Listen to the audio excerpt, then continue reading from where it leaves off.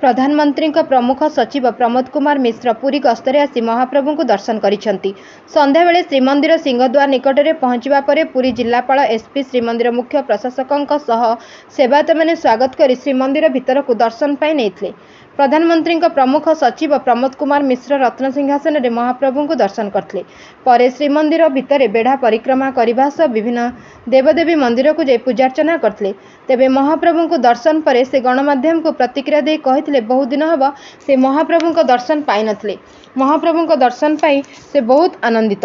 श्रीमंदिर परिक्रमा प्रकल्प विषय में पचारि बुझिबा सह विभिन्न उन्नतिमूलक कार्यर प्रशंसा करते। पर निजे चाली चाली नवनिर्मित श्रीमंदिर परिक्रमा मार्ग बुली देखते। परिक्रमा मार्ग बुलिबा बेले उपस्थित थिबा भक्तों सह आलोचना करी परिक्रमा प्रकल्प द्वारा भक्त केते सुविधा पाउचंती से विषय में पचारि बुझते। सेपटे श्रीमंदिर परिचालना कमिटीर सदस्य दुर्गादास महापात्र कहते प्रधानमंत्री प्रमुख सचिव प्रमोद मिश्र हेउचंती जड़े ओडिया, से जगन्नाथ देशर दायाद। एणु महाप्रभु दर्शन पाई से बहुत भावविह्वलित होते। यह अवसर में श्रीमंदिर प्रशासन पक्षर तांकु महाप्रभु श्रीअंग लगी गीत गोविंद खंडुआ छोट रथ दौड़ी महाप्रसाद महाप्रभु फोटो उपहार भाव दि जाइथिला।